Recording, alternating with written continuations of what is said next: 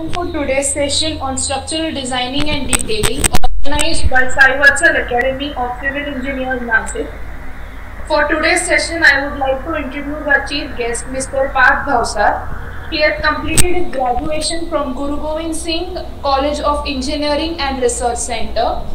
And after his graduation, he has been working as a design engineer at Deltacom Structural Consultant, Nasik. He has been working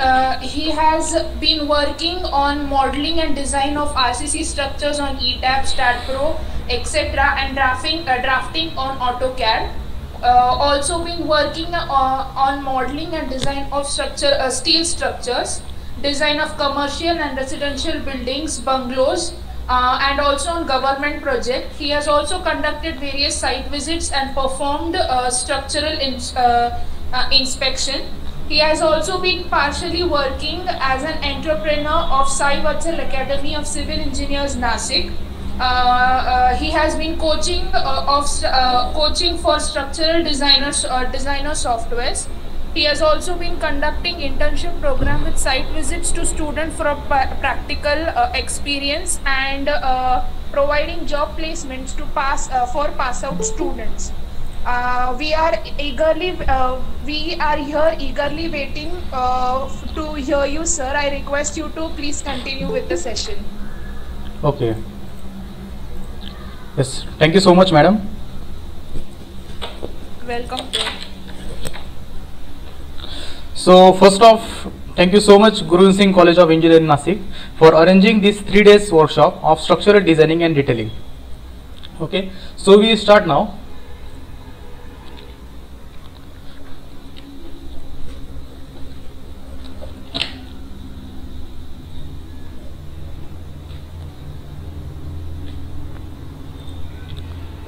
So everyone see my screen.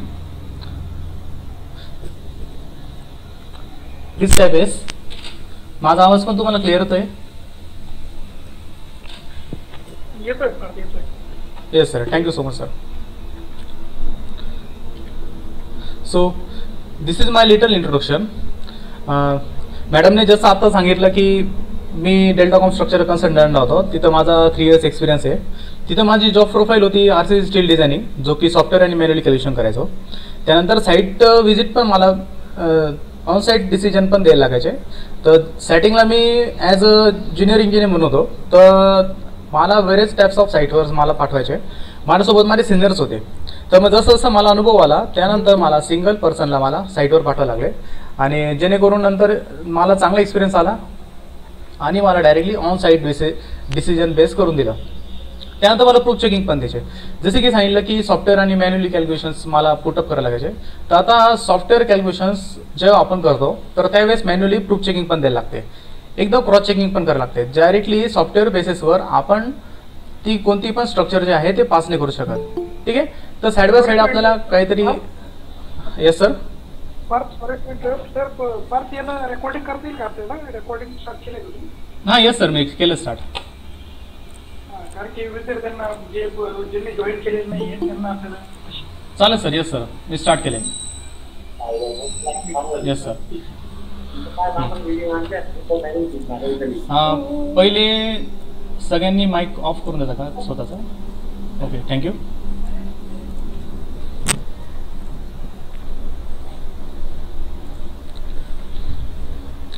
माझी स्वतःची consultancy आहे, जे SCV structural consultant. मी पहिले 3 वर्ष job केला, त्याच्यानंतर मला स्वतःचीच कामं चांगले भेटायला लागले. तर मग हे मी साईड बाय साईड दोघं पण करायचो. माझी 10 ते 6 ड्युटी होती. 10 ते 6 वाजेनंतर मी हे स्ट्रक्चरल स्वतःचे कामं, पर्सनल कामं करायचो. आणि प्लसमध्ये माझी स्वतःचे क्लासेस पण आहे, साई वत्सल अकॅडमी सिव्हिल इंजिनियर, ज्याच्यामध्ये मी ट्रेनिंग घेतो, इंटर्नशिप घेतो, साईट व्हिजिट आणि स्ट्रक्चरल अकॅडमिक प्रोजेक्ट्स घेतो. ठीक आहे. हां, तर स्टार्टिंग करायच्या अगोदर काही इंट्रोडक्शन देतोय. जे पण काही स्टुडंट मोबाईलमध्ये पाहत असेल तर त्यांनी मोबाईल जो आहे तो आपण रोटेट करू शकतो, जसे की लँडस्केप करू शकता. तर मी रिक्वेस्ट करतो की तुम्ही जो मोबाईल आहे तो रोटेशन ऑन करून द्या, जेणेकरून तुम्हाला जे माझी जे स्लाइड्स आहे ती चांगली व्हिज्युअलायझेशन येईल आणि त्याला तुम्ही झूमही करू शकता. ठीक आहे. काही क्वेश्चन असेल तर तुम्ही सेशनच्या एंडला विचारू शकता. माझे जे काही पॉईंट्स आहे सगळे महत्त्वाचे पॉईंट्स आहेत, तर तुम्ही ते नोट करून घ्या. त्याच्या रिगार्डिंग काही क्वेश्चन असेल तर मग तुम्ही मला विचारू शकता. आणि काही प्रॉब्लेम असेल तर आम्ही तुम्हाला आमचा जो आपला जो टेक बॉक्स आहे मी त्याच्यामध्ये शो करून देईल. आणि दुसरं सर्टिफिकेशन ऑफ वर्कशॉप, तुम्ही जे पण आता 3 दिवस अटेंड करणार आहे त्यांना सर्टिफिकेशन भेटेल. ठीक आहे. तर त्याच्यामध्ये CPD ड्युरेशन भेटेल. CPD ड्युरेशन म्हणजे कंटिन्युअस प्रोग्रेस इन डेव्हलपमेंट, जेणेकरून आपल्याला जॉबसाठी चांगलं आहे. जर की जो MNC कंपनीत जो जाणार आहे त्याला तर जास्तच फायदेशीर आहे. ठीक आहे. CPD ड्युरेशन्स हे माझं इंडेक्स आहे. आजचा आपला हा कंटेंट आहे. तर स्टार्टिंगला रोल ऑफ स्ट्रक्चरल डिझायनर. ठीक. आपण सगळ्यांनी कॉलेजमध्ये सब्जेक्ट शिकलेले, तर हा मी एकदा रिवाइज करून देतो. याच्यामध्ये 2 पार्ट करणार आहे. आता हे मी स्लाइड एक्सप्लेन करून देतो. एक इंट्रोडक्शन पार्ट तुम्हाला एक्सप्लेन करून देतो. त्याच्यानंतर आपण आपले जे लाईव्ह प्रोजेक्ट्स आहे जसे की sanction plans, presentation plans, section elevation ते एक्सप्लेनेशन करून देईल. ठीक आहे. तर main structure design and duty अशी आहे की safety and durability of the project on which they are working. Structural डिझाईनला सगळ्यात महत्त्वाचं safety and durability of the project check करायला लागतं.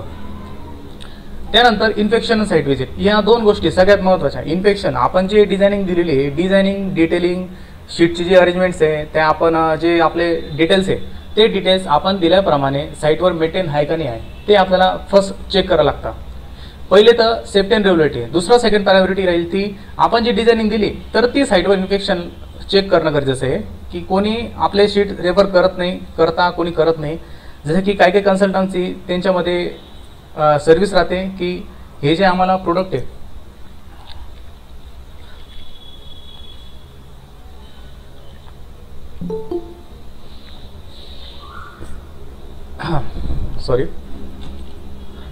तर आमच्या सर्व्हिसमध्ये तुम्हाला साईट व्हिजिटही भेटेल, जेणेकरून काही चुकलं असेल तर आपण रिपोर्टमध्ये मेन्शन करू शकता.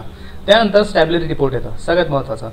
याच्यामध्ये स्टॅबिलिटी रिपोर्टमध्ये काय असतं की तुम्ही जे डिझाईन दिलेली ते ॲश्युअर आहे, माझी जी क्वालिटी आहे ती ॲश्युअर आहे, जो लोडिंग त्याच्यावर ॲक्च्युअल बिल्डिंगवर येणार आहे तो मी लोडिंग कन्सिडर केलेला आहे, जे माझं स्टॅबिलिटी रिपोर्टमध्ये मेन्शन राहतं.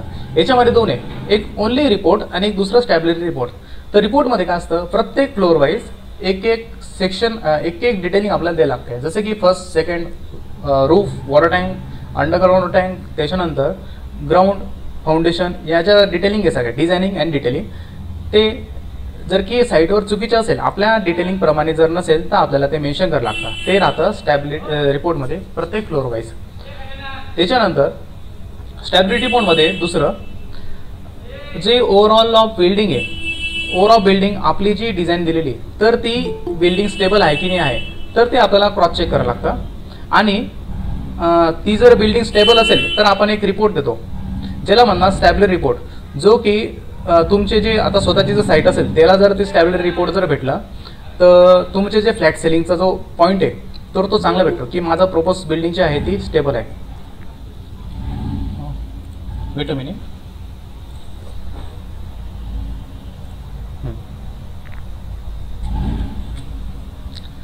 त्यानंतर मटेरियल अवेलेबिलिटी, इकॉनॉमिकल डिझायनिंग आणि मटेरियल अवेलेबिलिटी हे सगळ्यात महत्त्वाचं आहे. इकॉनॉमिकल डिझाईन असं नाही की आता एखादं कॉम्प्लिकेटेड स्ट्रक्चर आहे म्हणून आपण ते हेवियर साईडला देऊन म्हणजे एखादं आपल्याला रिस्की वाटतंय तर ते सेफर साईडला जास्त जर आपण हेवी देऊन दिलं तर ते कॉन्ट्रॅक्टरला परवडत नाही, ओनरला परवडत नाही. मग मे बी तुम्हाला जे नेक्स्ट काम भेटणार आहे ते पण मे बी मिनिमाइज होऊ शकता. तुम्हाला जे काम भेटलं आहे ते पण तुम्हाला नंतर नेक्स्ट टाईम भेटणार नाही. तर तुम्हाला पहिले इकॉनॉमिकल डिझायनिंग द्यायची आहे. इकॉनॉमिकल नंतर मटेरियल अवेलेबिलिटी सगळ्यात महत्त्वाचा. लोकल अवेलेबल, जसं की एखादं विलेज एरिया असेल, रुरल एरिया असेल, तिथं माझी शटरिंग जी आहे तर ती देते 450चा बीम देते. तर लोकली जी ट्रान्सपोर्टेशन, जसं की ट्रान्सपोर्टेशन पाहिलं याच्यामध्ये शटरिंगमध्ये, तर मग शटरिंगमध्ये जर की आपण कॉलम साईज बीम साईज एकसारखीच दिली तर ते जे मटेरियल अवेलेबिलिटी आहे तर ती त्यांना लोकली अवेलेबल होऊन जात आहे, ज्याच्यामध्ये त्यांना ट्रान्सपोर्टेशन कॉस्ट आणि त्यांचं शटरिंग वर्क आहे तर ते रिड्यूस होऊन जातं लेबर लोकांचं. अजून त्याच्यामध्ये 12.45 मीटरचा बार लेंथ ऑफ बार, जसं की मी एखादा 20 मीटरचा बीम आहे, जसं की मी इथं दिला होता शहादाचा प्रोजेक्ट आहे माझा, 20 मीटरचा बीम आहे. तर त्याच्यामध्ये त्यांना लेंथ ऑफ बार डायरेक्टली 20 मीटरचा बीम होते. जसं की LD both side LD 1-1 metre घेतला तर मग जात होता तो 22 मीटरचा स्पॅन होता, लेंथ ऑफ बार 22 मीटरचा होत होता. तर 22 मीटरचा बार डायरेक्ट आपण कंपनीमधून ऑर्डर करू शकतो, पण त्या ठिकाणी ते लांब असल्यामुळे, तो प्रोजेक्ट लांब असल्यामुळे तो आपण डायरेक्टली 22 मीटरचा ऑर्डर न देता त्यांना 12.45 मीटर, 1 बार ऑफ लेंथ काय आहे 12.45 मीटर, तर तो लेंथ डायरेक्टली आपण तो लॅपिंगमध्ये आपल्याला वापरायला लागेल, जेणेकरून त्याची जे सेक्शन डिटेल्स आहे, जो की आपला सेक्शन डिटेल्सचा पार्ट उद्या आणि परवापासून स्टार्ट होणार आहे, सगळ्यात महत्त्वाचा पार्ट सेक्शन डिटेल्स आहे तो व्यवस्थित द्यायला लागतो. आणि जे की सेक्शन डिटेल्स आहे तुमचं ॲनालिसिस डिझाईनवर सगळ्यात जास्त डिपेंड आहे. पहिले ॲनालिसिस करायला लागतं, डिझायनिंग करायला लागतं, त्यानंतर ड्रिलिंगचा पार्ट द्यायला लागतो. त्यानंतर avoid possibility of failures, risky structure, floating column. हे आतापर्यंत 1-2 वर्षा अगोदर सर्वात जास्त वापरला जाणारं जे स्ट्रक्चर होतं ते फ्लोटिंग कॉलममध्ये खूप वापरायचे. फ्लोटिंग कॉलम आपण सेक्शन्स पाहणार यायचे. फ्लोटिंग कॉलम म्हणजे एक कॉलम स्टॉप होऊन जातो आणि दुसऱ्या पोझिशनने, दुसऱ्या लोकेशनने तो एक कॉलम नवीन एक्स्ट्रा काढता, म्हणजे बीमवर रेस्टिंग राहतो तो, किंवा एक वाय कॉलममधून तो पोझिशन देता, तो आपण पाहू नंतर. त्यानंतर लार्ज ओव्हरहँग आपण अवॉइड करायचे. आता याच्यामध्ये फ्लोटिंग कॉलम आणि लार्ज ओव्हरहँग किंवा लॉंग स्पॅन, जसं की मी 20 मीटरचा स्पॅन म्हटलो आणि एक माझा प्रोजेक्ट आहे 6 मीटरचा कॅन्टिलिव्हर येतो, लार्ज ओव्हरहँग. तर आता असं आहे की प्रत्येकाला युनिक स्ट्रक्चर पाहिले, पहिले कसं होतं की जसं की एखादा जो फिल्म स्टार असेल त्याची बिल्डिंग अशी, तर मला सेम अशीच बिल्डिंग बांधायची. पण आता तसं नाही, आता याची अशी बिल्डिंग आहे ना, तर मी याच्यापेक्षा काहीतरी युनिक तयार करेल. त्या युनिकच्या कॉम्पिटिशनमध्ये स्ट्रक्चर इंजिनियरला हे सेफ्टी ड्युअलिटीचा पार्ट बघायला लागतो, जेणेकरून हे जे गोष्टी ते रिड्यूस करायच्या. पण जर की रिड्यूस नसेल करत, हे जर गोष्टी पॉसिबल नसेल, तो म्हणत असेल की तुम्ही जर देण्यात शक्य नसेल तर मी दुसरा कन्सल्टंट हायर करणार, ठीक आहे, तो आपला डिसएडव्हान्टेज राहील. मग आपल्याला तेवढंच मार्केटिंगसाठी जे आहे, मार्केटिंग स्किलसाठी हे ज्या गोष्टी ते डिझायनिंगला द्यायला लागतात. पण जर की डिझायनिंग असेल तर तुम्हाला हे 2-3चे ऑप्शन्स आहे, हे जे चेक्स आहे, डिझाईन चेक्स, डिफ्लेक्शन, क्रिप श्रिंकेज आणि दुसरा क्रॅक विड चेक, हे महत्त्वाचे. हे चेक्स तुम्हाला सगळ्यात जास्त द्यायला लागतात. त्यानंतर ऑलवेज तुम्हाला 3 व्यक्तींचा डिझायनिंग करताना 3 व्यक्तींचे तुम्हाला विचार करायचा आहे, जो की पहिला आहे आर्किटेक्ट, स्ट्रक्चर इंजिनियर, लेबर. आर्किटेक्टमध्ये मेनली आर्किटेक्चरल अपीअरन्स, सगळ्यात पहिले जो विचार करायला आर्किटेक्चरल अपीअरन्स. जसे की 5x5 मीटरचा माझा स्लॅब असेल, त्याच्यामध्ये सेंटरला मी एकच बीम धरून दिला हॉलमध्ये, तो मग तो प्रॉब्लेम होऊन जाईल. त्यांना इव्हन फॅन लावायला प्रॉब्लेम येऊ शकतो, फॉल सिलिंगला प्रॉब्लेम येऊ शकतो, अपीअरन्स खराब होईल. तर त्या अशा गोष्टी ते आपल्याला आर्किटेक्चरल अपीअरन्समध्ये चेक करायचं आहे. आणि दुसरा, काही जणांना बॉक्स प्रोजेक्शन करतात, बॉक्स विंडो, अजून स्लॅब लेवलपासून कॅन्टिनवर स्लॅब काढता, जे काही आपण सेक्शन वगैरे पाहू आता. तर त्याच्यामध्ये आर्किटेक्चरच्या प्लॅननुसार आपल्याला हे जे ड्रॉइंग्स आहे सगळ्यात द्यायला लागतं. आर्किटेक्चरल अपीअरन्स तो विचार करायला लागला आपल्याला. नेक्स्ट स्ट्रक्चरल इंजिनिअरिंग, आपला स्वतःचा विचार करायचा. स्ट्रक्चरल स्टॅबिलिटी, जो की आपण वरती पाहिलंच. त्यानंतर लेबर सगळ्यात जास्त. आता आर्किटेक्चर आणि स्ट्रक्चर हे दोघं ड्रॉइंग देऊन मोकळून जातात, एक प्लॅनवर ड्रॉइंग देऊन मोकळून जातात. नंतर सर्वात जास्त त्रास कोणाला होतो, कास्टिंग करताना लेबर लोकांना होतो. तर त्याचा विचार असा करायचा की इझी टू वर्किंग करायला. एक्झाम्पल शटरिंग, जसं की मी तुम्हाला म्हटलं की beam depth, column sizes, width म्हणजे बॉटम विड्थ आणि डेप्थ त्यांची जर एकसारखे दिले, होमवर्क आपण एकसारखे दिले, तर मग शटरिंग करायला त्यांना काम करायला सोपून जातं. त्यानंतर संक येतं, वॉटरप्रूफिंगचा पार्ट, तो शटरिंग आपण प्रॉपर दिली, सेक्शन्स जर प्रॉपर दिले तर मग त्यांना लेबर लोकांना त्रास नव्हत काही.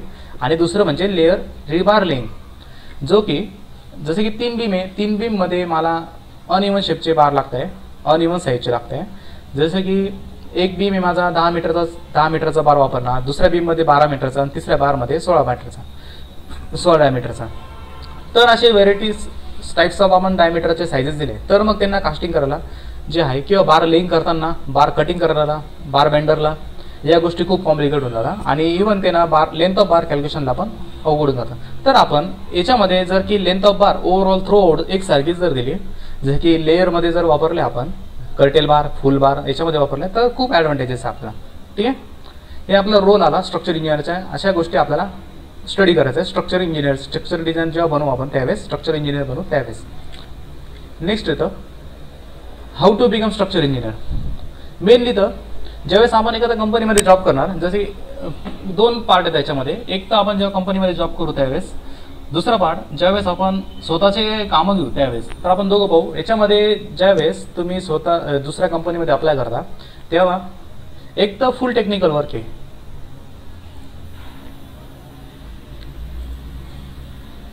एक तर फुल टेक्निकल वर्क आहे. If you are full technical and having some experience of the site then no one can replace you. जसे की आपण आता साईट इंजिनियर जो बनला असेल त्याला आता बरंच माहिती आहे कॉम्पिटिशन किती आहे. याच्यामध्ये 10वीचे पण स्टुडंट येऊन जाता, 12 पासआउट स्टुडंट येऊन जाता, बाकीचे अदर जे ग्रॅज्युएशन स्टुडंट आहे ते पण येऊन जाता, काही काही तर शिक्षणही घेत नाही ते पण साईट इंजिनियर म्हणून जाता.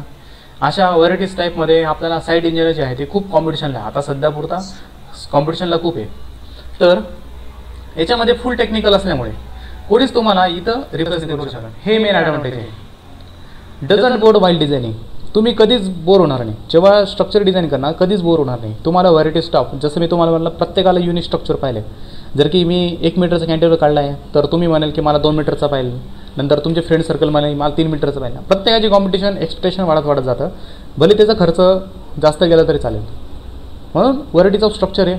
फक्त एवढंच की आपल्याला दरवेळेस अपडेट्स राहायला लागतं. जसे की आता नवीन आयस कोड्स आले 2016चे, तर आपलं ते रिवाईज एकदा चेक करायला लागतं, पण बोर नाही होतं. दुसरा subject already learn in diploma or engineering. जसे की मला माहिती आहे की आता याच्यामध्ये जे आता 3rd to 4th इयरला गेले तर त्यांना हे जे सब्जेक्ट ऑलरेडी गेलेले डिप्लोमा आणि इंजिनिअरिंगमध्ये ऑलरेडी स्टडी झालेला आहे त्यांचा. तर जसे कॉलेजमध्ये आपण ह्याच्या सगळे डिझायनिंग ॲनालिसिस किंवा सेक्शन आपण ड्रॉइंग शीट्सवर जो ड्रॉ करतो तेच आपल्याला सेम आपल्याला कन्सल्टन्सीमध्ये वापरायचे आहे. जिथं आपण जॉब करू त्या ठिकाणी या गोष्टी सगळ्या रेफर करायच्या आहे जे ऑलरेडी स्टडी होऊन झालं तुमच्या. त्यानंतर if are train to handle level of complications then level of salary also increases. Most important part. जसं की माझा एक्सपिरियन्स सांगतो की मला 1.5 वर्ष जे होता मला साईट इंजिनिअरचा अनुभव येऊन गेला. दुसरा ड्राफ्टिंग पण मी बऱ्यापैकी करायचो. मेनली ॲनालिसिस डिझायनिंगचा पार्ट मला 1-1.5 वर्षामध्ये मी शिकून गेलो होतो लवकर. कारण की मला जसं की मी ऑलरेडी कॉलेजला होतो, मला यांनी खूप सपोर्ट केला. शिंदे सर होते, त्यानंतर जे पहिले कंटे सर होते, माझे स्ट्रक्चरचे पहिले गुरु म्हणजे कंटे सर आणि दुसरे शिंदे सर होते. तर मग यांनी मला चांगला गायडन्स दिला. ते जे बऱ्याचशा गोष्टी होत्या त्या त्यांनी क्लिअर करून दिल्या माझ्या. तर त्याच्यामध्ये जर तुम्ही लवकर स्टडी करून गेला 1.5 वर्षामध्ये, जर की कॉलेजला पण तुमचा अभ्यास चांगला आहे आणि दुसरा पासआउट झाल्यानंतर पण तर तुम्ही हे सगळ्या गोष्टी रेफर्स करताय, आयस कोड वगैरे रेफर करताय, तर तुमचं प्रमोशन लवकर होऊन जाईल. 1.5 वर्षामध्ये तुम्ही लवकर शिकून गेले किंवा 3 वर्षामध्ये जेवढा तुम्ही ड्युरेशन घेणार जेवढ्यात लवकर शिकणार तेवढं जास्त तुम्हाला प्रमोशन ऑफ चान्सेस जास्त वाढून जाईल. आणि तुमचं दुसरं तुम्हाला कोणीच रिप्लेस नाही करू शकत. फर्स्ट टॉपिक कोणीच रिप्लेस नाही करू शकत. कारण की प्रत्येकाच्या डिझायनिंगच्या टेक्निक्स वेगवेगळे आहे. प्रत्येक कन्सल्टंटच्या डिझाईनचं टेक्निक्स वेगवेगळे आहे. जवळपास सारखेच राहते पण थोडं 10% 20% प्लस मायनस राहतं. म्हणून कोणी तिकडनं सोडून जात असेल तर मग तोच त्यांचा थोडा डिसॲडव्हान्टेज असेल. त्यानंतर कमीत कमी ड्युरेशनमध्ये आपलं प्रमोशन होऊ शकतं. ओके. त्यानंतर other designing done by some reference book like Ramamrutham, Shah Karve, Tata McGraw Hill. याच्यामध्ये हे जे रिटेनिंग वॉल्स आहे, कंबाईन वॉल आहे, ओव्हरहेड, अंडरग्राऊंड टँक, ESR याचं सगळं डिझायनिंग आहे ह्या 3 बुक्समध्ये. हे 3 बुक जर तुम्ही रेफर केले तर मग ॲडव्हान्टेजेस खूप जास्त आहे. आपल्या कॉलेजच्या लायब्ररीमध्ये हे बुक खूप आहे रामरुस्तम आणि शाह कर्वेचे. तर तुम्ही प्लीज ते रेफर करा. खूप इम्पॉर्टन्स आहे. हे तर परचेस करून घ्या. इन फ्युचर तुम्हाला तेच लागणार आहे. नेक्स्ट, जर की तुम्हाला कोणत्या कंपनीमध्ये जॉब नसेल करायचा, फ्रीलॅन्सिंग करायचं आहे, स्वतःचे प्रोजेक्ट हँडल करायचे, तर त्याला काय करणार, व्हिडिओज जो डाटा आहे तो तुम्ही सगळं कंटेंट्स आहे. जसे की बोर होत नाही, कोणी रिप्लेस नाही करू शकत.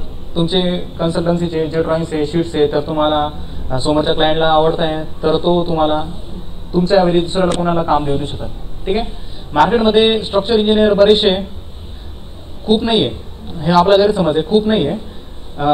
तर मग खूप आहे दोघं पण याच्यामध्ये. जसे की लेवलच्या हिशोबाने पाहिलं तर नाशिकमध्ये एक जे रजिस्ट्रेशन चांगले मोठे आहे तर ते 50च्या आसपास आहे. जो की आता भरपूर जण आपले कोणी डिझायनिंगच करत नाही. स्ट्रक्चरल तुम्हीच पाहिलं असेल की तुमचे जे गाव आहे, तुमचा जो नियरबाय एरिया आहे, तर त्याच्यामध्ये स्ट्रक्चरल डिझायनिंग कोणी करत नाही. डायरेक्टली लेबर लोकांचा आणि कॉन्ट्रॅक्टरचा डायरेक्टली अनुभव राहतो आणि तो त्याच्याप्रमाणे size, footing size, column size, beam, slab त्याची डिझायनिंग तो स्वतः करून देतो. म्हणजे डायरेक्टली सांगतो की लेंथ ऑफ बाहेर स्वतःचे थंबरूस राहतो त्यांचे. तर मग ते नॉन टेक्निकल पर्सन पण स्टील अप्लाय करून देतात. तर हा मेन आपला आता प्लस पॉईंट आहे. आता आपल्याला थोडं या गोष्टीकडे लक्ष दिलं तर आपल्याला हे कामं खूप भेटेल. पुढे जाता हे स्ट्रक्चर डिझाईनची कामं आहे तर खूप भेटेल. त्यासाठी आत्ता सुरुवात होणं गरजेचं आहे. तुम्हीच पाहतच आहे आता प्रत्येक जण इथे नाशिकचं प्रॉपर नसतं. जो तो आपल्या गावाला जे फ्रेंड सर्कल आहे, आर्किटेक्ट आहे, बिल्डर्स आहे आणि त्यांना तुम्ही अप्रोच करू शकता. आणि त्यांच्यासोबत चांगले रिलेशन मेंटेन करा. जर की तुम्हाला सांगितलं की स्वतःचे जर की गाव असेल, स्वतःचं विलेज असेल किंवा स्वतः प्रॉपर असेल, तर आपले जे नियरेस्ट हे जे 3 मेंबर्स आहे तर त्यांना अप्रोच करा. तेच तुमचे पुढे जाता तुम्हाला स्ट्रक्चरचे कामं खूप भेटणार आहे, जे की डिझायनिंग करून. त्यानंतर तुमचे जे स्वतःचे कामं द्या.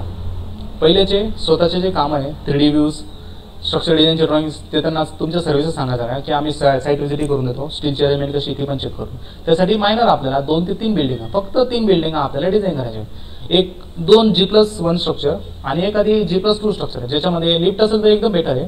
असे 2-3 प्रोजेक्ट तुम्हाला करायचे. एक कॉन्फिडन्स आला तर तुम्ही नेक्स्ट कामं देऊ शकता. ठीक आहे. जसं मी तुम्हाला सांगितलं की माझी इंटर्नशिप पण आहे, माझा इंटर्नशिपचा प्रोग्राम आहे, जे की माझे जे स्टुडंट्स आहे मी त्यांना लाईव्ह प्रोजेक्ट हँडल करायला देऊन देतो. कधी कधी खूपच वेळ राहिली तर मी स्वतः मॅन्युअली डिझाईन करून घेतो आणि त्यांना साईजेस देऊन देतो. ते त्याच्याप्रमाणे शीटची अरेंजमेंट करून टाकतात, म्हणजे त्यांना ड्राफ्टिंगचा पण स्किल होऊन जातो. तसं तुम्ही सेम करू शकता. आणि त्यांची सर्व्हिसेस तुम्ही सांगा, okay if any asking for the structural licence, हे महत्त्वाचं आहे. जसे की स्ट्रक्चरला क्रायटेरिया काय मी तुम्हाला सांगेल. त्यानंतर तुम्ही टेम्पररी कोणाकडून तरी पर्सेंटेज वाईज लायसन मॅनेज करू शकता.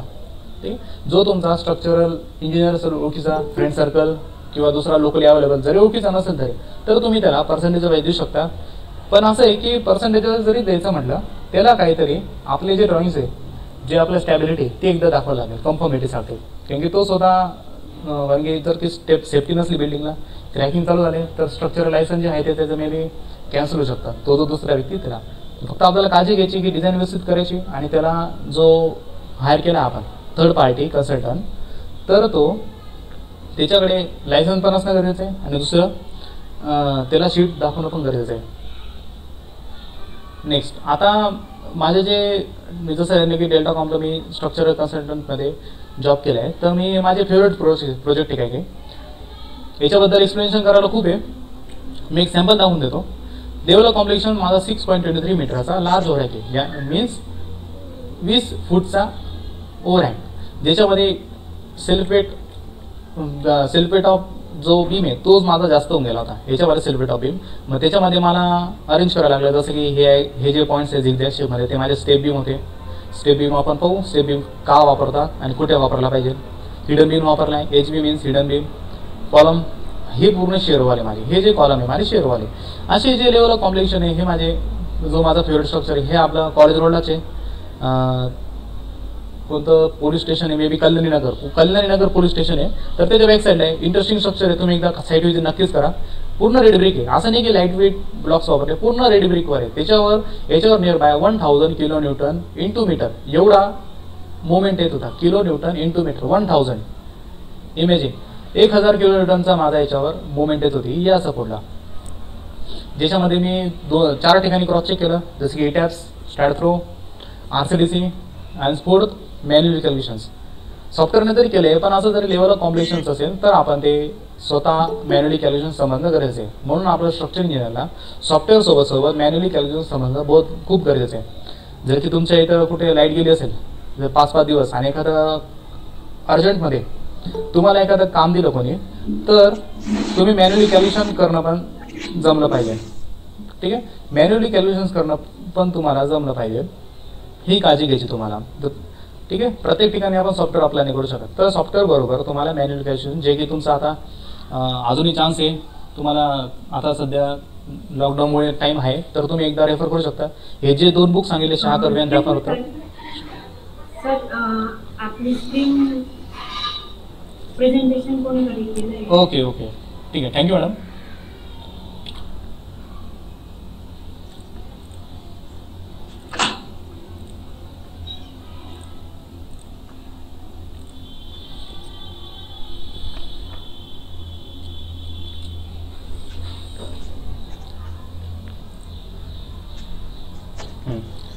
याच्याबद्दल कोणा डिटेल्समध्ये पाहिलं असेल तर ते मला त्यांनी रिमाइंड करून द्या, मी या प्रोजेक्टबद्दल थोडे इन्फॉर्मेशन देऊन देईल. नेक्स्ट होता याच्यामध्ये स्टेप बीम होता, जसं की हे सेक्शन सांगितले. ठीक आहे, असं सेक्शन्स आपल्याला स्ट्रक्चरल डिझायनरला या सेक्शन्स आपल्याला ड्रॉ करून द्यायला लागतं. जसं की तुम्हाला सांगितलं की डिटेलिंग हा जो आपला 3 दिवसाचा वर्कशॉप आहे तो स्पेशली डिझायनिंग आणि डिटेलिंग आहे. डिटेलिंगवर जास्त भर आहे, जे की थोडंफार आपण ते स्किप करून देतो. जे हाईट शीट्स आपण दुसऱ्यांच्या जे सेक्शन डिटेल्स काढले त्याचेच आपण जस्ट कॉपी पेस्ट करून देतो आणि नेमकी तेच साईडवर गेल्यानंतर आपल्याला इम्पॉर्टन्स आहे त्याला.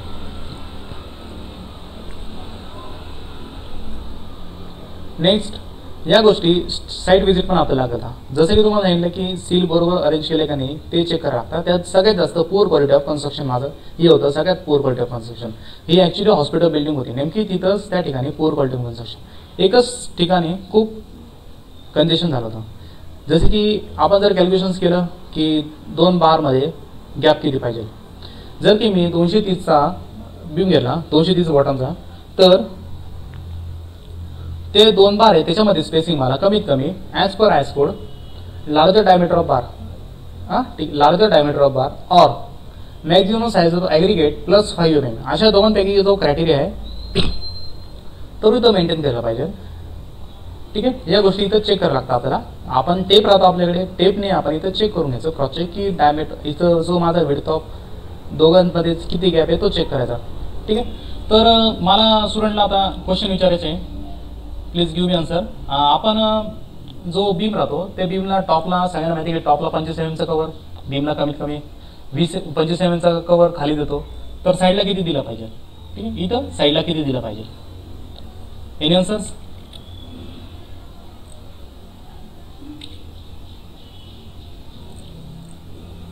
Give me answer. Tanveer sir 40 mm आपल्याला कॉलमसाठी लागतो. नाही, रॉंग. बीमसाठी कमीत कमी 25 mm कवर पाहिजे.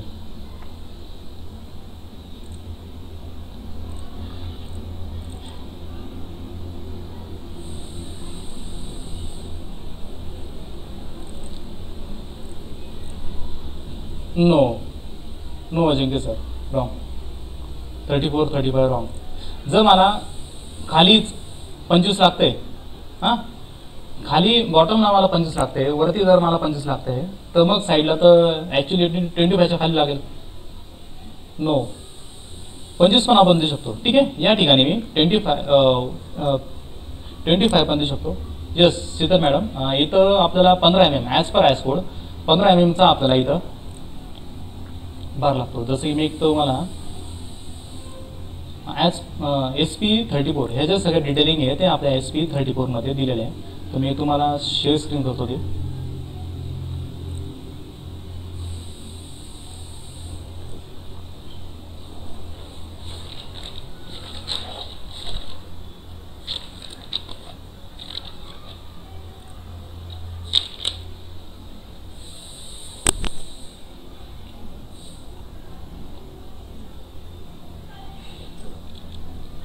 याच्यामध्ये एकूण एक आपले जे क्वेश्चन असेल त्याचे एकूण एक आन्सर याच्यामध्ये भेटले.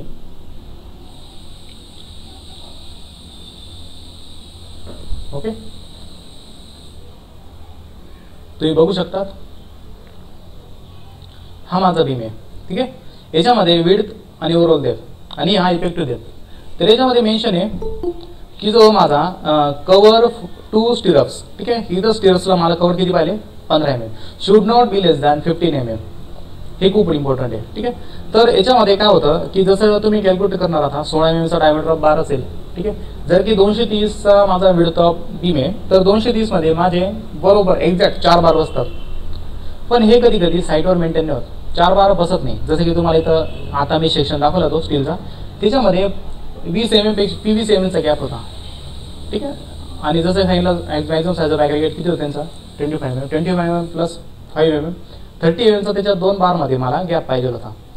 तर 2 बारमध्ये गॅप जसं की ह्या जे 2 बार आहे माझे त्याच्यामध्ये मला 30 mm चा गॅप पाहिजे होता, पण मेंटेन नाही झाला. का? हे जे विड्थ ऑफ त्यांनी जो गॅप आहे जो कव्हर आहे स्टिरप्समधून तो माझा फक्त 15 mm आहे. ठीक आहे, फक्त 15 mm लेफ्ट अँड राईट फक्त 15 mm आपण कमीत कमी देऊ शकतो, त्याच्या खाली नको जायला. ठीक आहे, हे तुम्हाला समजून घ्यायचं आहे. जेणेकरून हे जर तुम्ही 15-20 mm जर दिले, 20 mm एकदम बेटर आहे, मी 20 mm सजेस्ट करेल. 20 mm जर तुम्ही साईडने कव्हर जर सोडलं स्टिरपपासून तर तुमचे बरोबर 4 बार 16चे बॉटमला किंवा टॉपला असणार. ठीक आहे,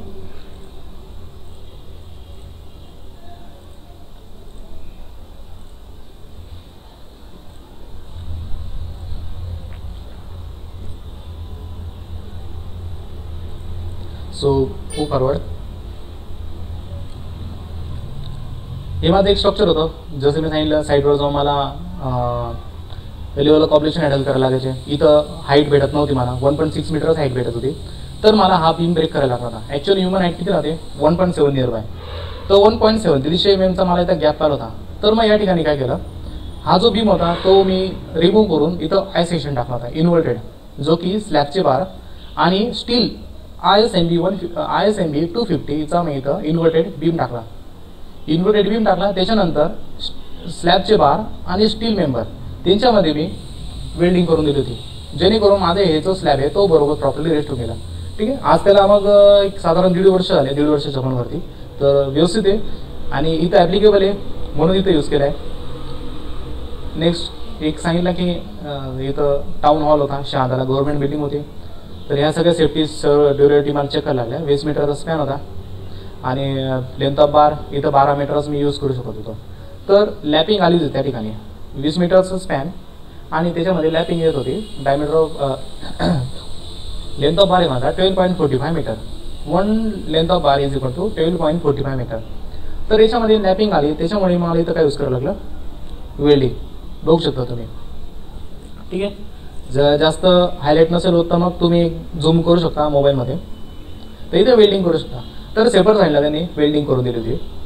गरजेचं नव्हतं, लॅपिंग पण सफिशियंट आहे. जसे की ॲज पर IS 4/6 जर 36 mm डायमीटरच्या बारपेक्षा जास्त जात असेल तर मग आपण त्याला कपलर वापरू शकतो, नाही तर वेल्डिंगही चालते. पण त्यांनी 25 mm डायमीटरमध्येच याच्यामध्ये कॉम्बिनेशन दे 25 mm आणि 20 mm.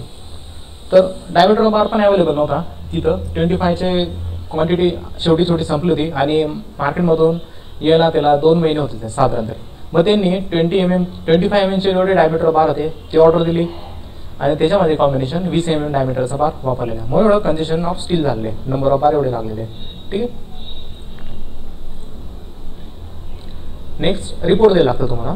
रिपोर्टमध्ये जर की समजा की माझ्याकडे एक 50 फुटिंगचा प्रोजेक्ट आहे, 50 फुटिंग आहे त्याला, आणि त्याच्यामध्ये की तुमचे फक्त 5 ते 6 फुटिंग त्यांनी साईटवर चेक करून दिले. तर तुम्हाला इथे मेन्शन करावं लागतं footing number C26, 52, 62, 68 and 78 are checked and found correct. जर चुकीचे असेल तर मग इथं मेन्शन करावं लागतं is incorrect, it is not maintain as per structural designing sheets.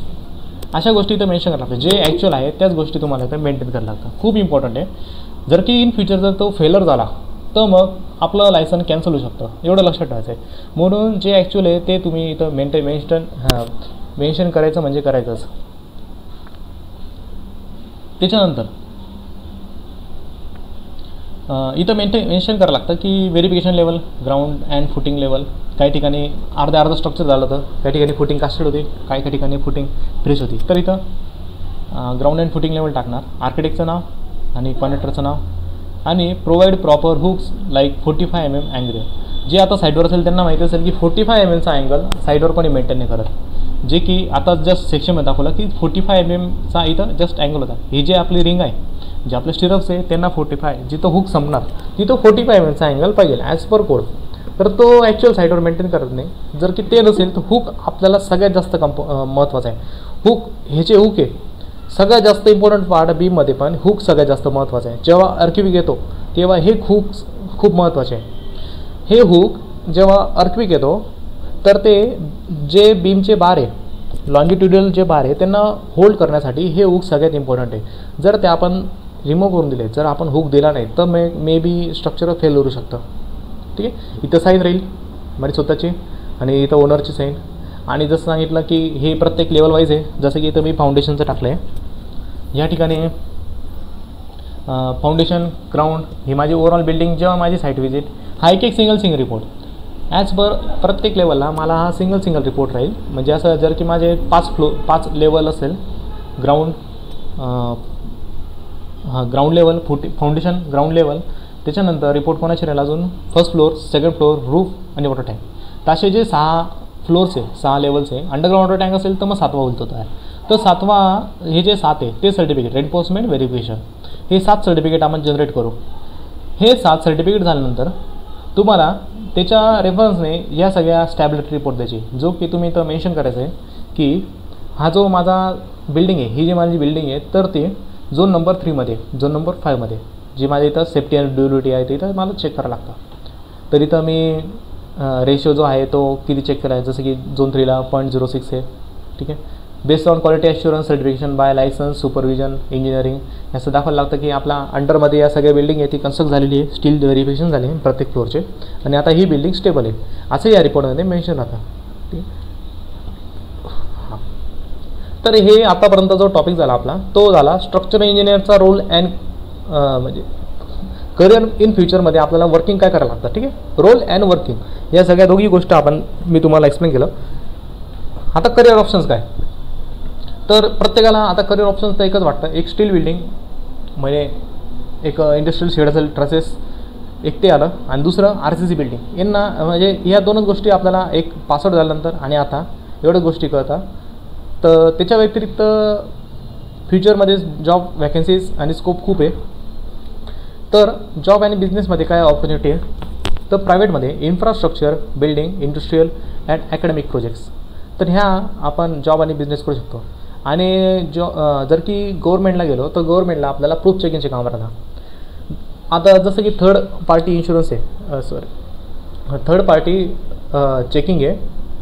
तर त्या ठिकाणी जो आपली डिझायनिंग आहे, जे एखादी बिल्डिंग असेल, जसं की मी लास्ट टाईम एक पंढरपूरचं इस्कॉन टेम्पल होतं, तुम्हाला माहिती असेल आता जे की कन्स्ट्रक्ट झालेलं आहे.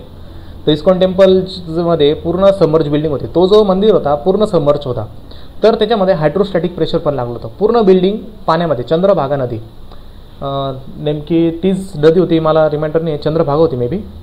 तर ते जे मंदिर होतं ते पूर्णच्या पूर्ण पाण्यामध्ये सबमर्ज होतं, त्याच्यामध्ये हायड्रोस्टॅटिक प्रेशर लागलं होतं, जे की स्टॅडप्रोमध्ये केलं होतं.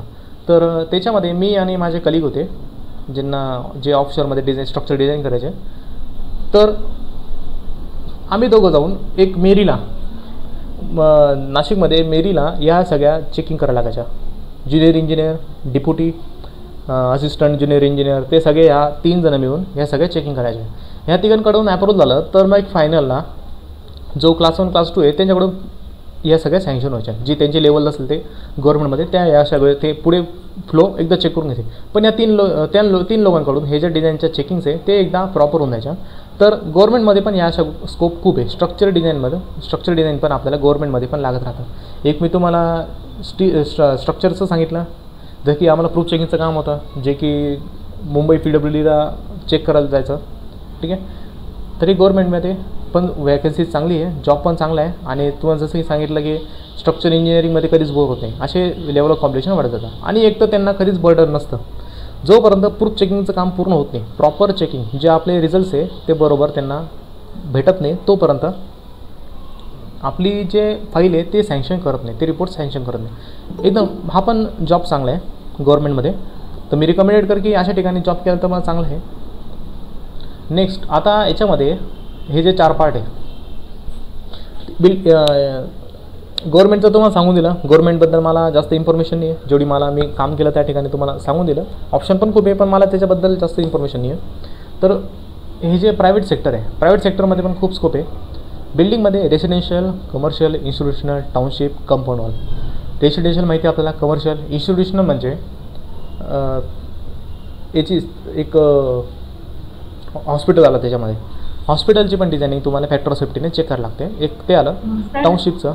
Hello presentation. Okay thank you.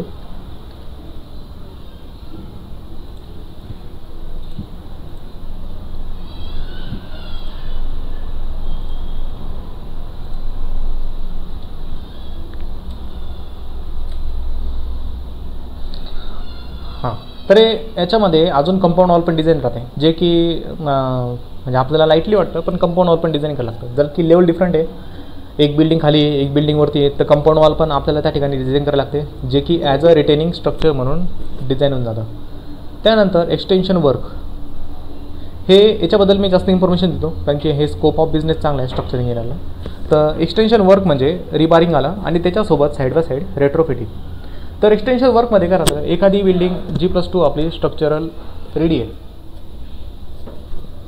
एक G+2ची मी डिझाईन दिलेली आहे, तर ती मला एक फ्लोअर एक्स्ट्रा वाढवायचा आहे. तर मग त्याच्यामध्ये व्हर्टिकल एक्सटेन्शन आणि हॉरिझॉन्टल एक्सटेन्शन असे 2 पार्ट आहेत. हॉरिझॉन्टल एक्सटेन्शन म्हणजे तुमचं एक कॅन्टिलिव्हर काढणार आहे, तर मग कॅन्टिलिव्हर पण तुम्ही ऑप्शन देऊ शकता की कमीत कमी रिबारिंगमध्ये एक्झिस्टिंग स्ट्रक्चर एक्झिस्टिंग स्ट्रक्चर आहे एक म्हणजे समजा की 10 वर्षानंतर मला कॅन्टिलिव्हर समजा बाहेर काढायचं आहे, ठीक आहे, स्लॅबचे बार आणि बीमचे बार मला बॅकअप करायचा आहे. तर मग कॅन्टिलिव्हरला बॅकअप तर जास्त लागतो आणि याच्यामध्ये बॅकअप कमी आहे. तर मार्केटमध्ये रिबारिंगचे ऑप्शन्स आहे, जसं की एक हिल्टी इंडिया म्हणून आहे, दुसरं एशियन पेंटचे याच्यामध्ये केमिकल करायला लागतात, जसं की ड्रिल मारून त्याच्यातली घाण साफ करून द्यायची, डस्ट साफ करून द्यायची आणि त्याच्यानंतर बारला लेईंग करायचे केमिकल रिबारिंगने. केमिकलने त्याला फिनिशिंग केल्यानंतर तो जो बार आहे तो होलमध्ये मर्ज करून द्यायचा, मग जणू करून तो हार्ड होऊन जातो थोड्या वेळामध्ये आणि त्याला डेव्हलपमेंट लेंथ सहज भेटून जाते.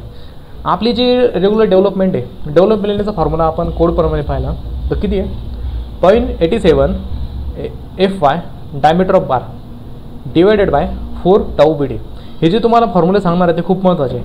मग मी रिक्वेस्ट करतो की जर की तुम्ही ते फॉर्म्युलेस पुटअप करून घेतले, नोट्स तयार केले, तर हे सगळे इंटरव्ह्यू टाईपचे क्वेश्चन्स आहे, महत्त्वाचे आहे. तर जो डेव्हलपमेंट लेंथ आहे तो, तर आता तो जो आहे तो टॉर्च स्टीलसाठी, माइल्ड स्टील आणि टॉर्च स्टीलसाठी आहे. जसे की मला आता फॉर्म्युले आपल्याला याच्यात भेटून जाता ॲज पर IS 456मध्ये. तर याच्यामध्ये जो बाउंड स्ट्रेस राहतो तर तो बाउंड स्ट्रेस केमिकल जे हिल्टी इंडिया सांगितलं, एशियन पेंटचं सांगितलं, मार्केटमध्ये भरपूर आहे, मला 2 सगळे जास्त आवडते. तर केमिकल तो जो बार आहे तो केमिकलला तो जो बार आहे पूर्ण लेईंग करायचा, तर मग फक्त 300चा अँकरेज, फक्त 300चा ड्रिल पण सफिशियंट आहे.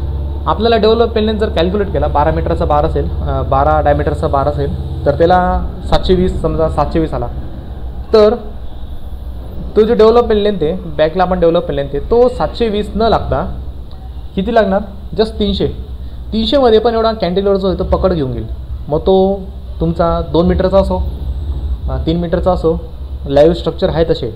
नाशिकमध्ये पण तुम्हाला भरपूर पाहायला भेटेल जे की त्यांनी एक्सटर्नल पोर्स आहेत तसे कॅन्टिलिव्हरमध्ये रिबारिंगमध्ये काढलेले आहे तसे स्ट्रक्चर, ठीक आहे. भेटले नशिबाने पाहिलं तर चांगले. जर मी लास्ट टाईम पाहिलं होतं एक गंगापूर रोडला स्ट्रक्चर आहे तसं, त्यांनी 3 मीटरचं कॅन्टिलिव्हर एक फक्त रिबारिंगमध्ये काढलेलं आहे, ठीक आहे. एक ते एक्सटेन्शनवर हॉरिझॉन्टल झालं, व्हर्टिकल जसं की 2 फ्लोअरच्या ऐवजी तुम्हाला 3 फ्लोअर कास्ट करायचे, तर मग ते तुमचं येईल एक्सटेन्शन वर्क रिबारिंग, ठीक आहे. आता समजा माझं एक फ्लोअर इन फ्युचर वाढणार आहे, G+3 स्ट्रक्चर होणार आहे, 2च्या ऐवजी 3 होणार आहे. मग आता तर मी तर डिझाईन करून दिली आहे G+2साठी आणि ॲक्च्युअल लोड येतो आहे आता G+3चा. कॉलमवर कॅपॅसिटी जास्त वाढणार, बीममध्ये फरक पडणार नाही, स्लॅबचा लोड बीमवर, मेनली जो सर्वात जास्त लोड घेणार तो कॉलम आणि फुटिंगवर जाणार. तर या ठिकाणी आपल्याला रेट्रो फिटिंग करावं लागतं. रेट्रो फिटिंग म्हणजेच जॅकेटिंग, जो की या पद्धतीने पुढच्या स्लाईडमध्ये या गोष्टी दिसत आहे. रेट्रो फिटिंग, तर रेट्रो फिटिंगमध्ये जसं की मी लास्ट टाईम एक प्रोजेक्ट केला होता, मोठा प्रोजेक्ट होता कमर्शियल. त्यांना होते 3 कॉलम, त्यांना रिलायन्स मॉलसाठी 1 कॉलम नडत होता, म्हणजे 3 कॉलम होते. 3 कॉलममध्ये त्यांना सेंटरचा कॉलम रिमूव्ह करायचा होता. ते त्यांनी केलं काय, डिसिजन काय द्यायला लागलं, ते त्यांना साईडने जॅकेटिंग करायला लागलं. जॅकेटिंग मीन्स साईडचे जे 2 कॉलम आहेत तर त्यांना स्ट्रेंथनिंग द्यायला लागते. हे जे साईडचे कॉलम आणि बीम आहे, जर की मध्ये एक कॉलम झाला, सपोज की 5-5 मीटरचे स्पॅन आहे, हे जे माझे 3 कॉलम आहे ते 5-5 मीटर आहे. त्यांना जर की मध्ये सेंटरचा मी कॉलम काढला तर माझे लेंथ ऑफ बीम होईल 10 मीटर, करेक्ट. जे साईडचे 2 कॉलम आहे त्याच्यावर पण लोड वाढणार, करेक्ट. जे मधला कॉलम काढल्यानंतर जर की कॉलमवर लोड वाढला तर स्टील पण वाढेल, बीमचे पण स्टील वाढेल आणि इवन तुमचे फुटिंगमध्ये पण स्टील वाढेल. तर या ठिकाणी आपल्याला स्ट्रेंथनिंग जास्त द्यायला लागते. हे जे कॉलम आहे स्ट्रेंथनिंग द्यायला लागते, जो की तुमचे एक्झिस्टिंग जो कॉलम आहे त्याच्या बाहेर स्टील टाकायला लागतं. जो की तुम्ही आता कागद पण घेऊ शकता, कॅल्क्युलेटर असेल तर कोडप्रमाणे जो कॉलम कॅपॅसिटी आहे, तर समजा की 230 बाय 450चा कॉलम आहे, त्याच्यामध्ये मी जर की 4 बार टाकून दिले, 8 बार, 230 बाय 450मध्ये मी 8 बार टाकले, त्याची कॉलम की कॅपॅसिटी येते 1000च्या दरम्यान येते, ठीक आहे. 230 बाय 450चा कॉलम, त्याच्यामध्ये मी 8 बार टाकले तर तो कॉलम किती लोड घेऊ शकतो, 1000 किलो न्यूटन एवढा लोड तो घेऊ शकतो. 1000 किलो न्यूटनचा शिअर फोर्स तो घेऊ शकतो एक कॉलम. तर आपल्याला तो 230 बाय 450ने डिझाईन न करता तो डिझाईन करायचा आपल्याला 600 बाय 600 जी कॉलमची साईज आहे, एक ट्रायलर घ्यायचं त्याच्यामध्ये 300 बाय 450, 300 बाय 600 किंवा 450 बाय 450 एक ट्रायलर बेसवर घ्यायचं आहे, जे की आपण 16चे. मग त्याच्यामध्ये सेम कॉलमची कॅपॅसिटी आपण ॲज पर कोड करून घेऊ, जो की तुमचे स्ट्रक्चर डिझाईन 2मध्ये झालेला आहे तो कॉलम कॅपॅसिटीचा. ठीक आहे, ते फॉर्म्युलेने कॉलम कॅपॅसिटी काढणार, सेम बीमची स्ट्रेंथ काढणार. याच्यामध्ये बीमची कॉलम कॅपॅसिटी सॉरी बीम आणि कॉलमची कॅपॅसिटी आणि बीमचे हे दोघांना आपण स्ट्रेंथ आणि या पद्धतीने त्याचे. मग जो एक्झिस्टिंग स्ट्रक्चर आहे त्याच्या बाहेर आपल्याला बार टाकायचे, हे तुम्हाला लक्षात ठेवायचं आहे. एक्झिस्टिंग स्ट्रक्चर आहे त्याच्या बाहेर तुम्हाला स्टील बांधायचे. पहिले ते स्टील बांधायचे, त्याच्यानंतर तुम्हाला मधला कॉलम रिमूव्ह करायचा आहे. मग जेणेकरून तुमची जी फुटिंग आहे तर ती तुम्हाला फुटिंगला परत एक्सटेन्शन द्यायचं आहे. म्हणजे ती फुटिंग साईज समजा की 2000 बाय 2000 फुटिंग साईज आली असेल तर 2000 बाय 2000 नसून तर ती आपल्याला करायला लागेल 3000 बाय 3000. मग त्याच्यामध्ये पण बार जे आहे तुम्हाला तर ते एक्स्ट्रा बार नंतर तुम्हाला इन्सर्ट करायला लागेल त्याच्यावर. ठीक आहे, नेक्स्ट फॅक्टरी देणार. Covering shed, warehouse, storage tank, silos and बंकरमध्ये वेअर हाऊसेस सच ॲज त्याच्यामध्ये पार्किंग शेड पण आला, ह्याचे कॅन्टीन काढले ते. नेक्स्ट त्याच्यामध्ये ट्रसेस हे जे पूर्ण आले ते गोडाऊन पण आहे. गोडाऊन वेअर हाऊस म्हटलं तर गोडाऊन पण आहे त्याच्यामध्ये, किंवा एखादी फॅक्टरीज आणि वेअर हाऊस जवळपास सारखेच येईल, पण फॅक्टरीमध्ये तुमचे व्हायब्रेशनचे चान्सेस जास्त राहतात. मग जो की तो स्टील स्ट्रक्चरमध्ये कन्सिडर होऊन जातो. ते जे स्टील स्ट्रक्चर आहे त्याच्यामध्ये गॅन्ट्री गार्डर पण येईल फॅक्टरीजमध्ये. ठीक आहे, कवरिंग शेड जसे की पार्किंग शेड सांगितला, warehouses, storage tank, silos bunker. तुमचे कधी साईड विजिट झाले असेल RMC प्लांटमध्ये, तिथं एक जे सायलोज आहे, एक जे टँक आहे त्याच्यामध्ये राहतात सिमेंट, दुसऱ्या टँकमध्ये फ्लॅश, तिसऱ्या याच्यामध्ये एखादं 43 गेटचं सिमेंट, असं व्हरायटीज टाईपमध्ये सायलोज राहतात. आणि ॲग्रिगेट्स पण राहतात. तर ते येईल आपले सायलोज अँड बंकर, त्याची पण डिझायनिंग राहते. त्याची पण स्पेशली कन्सल्टन्सी आहे अजून मार्केटला. नाशिकमध्ये इवन याची डिझायनिंग करता खूप आहे कन्सल्टन्सी, तर तुम्ही त्यांच्याकडे पण जॉबला अप्लाय करू शकता. नेक्स्ट येईल water treatment plant and sewage treatment plant. याची पण डिझायनिंग तुम्ही ऑलरेडी केलेली आहे, त्याच्यामध्ये पण स्कोप आहे. साईन बोर्ड, होल्डिंग बोर्ड त्याची पण डिझाईन लागते. प्रीकास्ट स्ट्रक्चर लागणार. त्यांचं रिवारिंग मॅन्युफॅक्चरिंग, हा एक पार्ट माहीत नसतं त्याच्यामध्ये. तर रिवारिंग मॅन्युफॅक्चरिंगमध्ये म्हणजे तुमचं जो आता ॲडव्हर्टाईज भरपूर जण पाहत असेल, सुपर TMTC म्हणा. ठीक आहे, जादा बॉन्ड स्ट्रेस, टॉर्स स्टील असे शब्द त्यांच्याकडून ऐकायला भेटतात. तर हे जे टॉर्शन आहे, हे जे थ्रेडिंग आहे, हे जे टॉर्स स्टील आहे, तर हे जे थ्रेडिंग देतात तर थ्रेडिंगची पण काहीतरी साईज राहते आणि त्याची पण डिझायनिंग राहते, विड्थ आणि लेंथ, म्हणजे एक थिकनेस राहते त्यांना पण.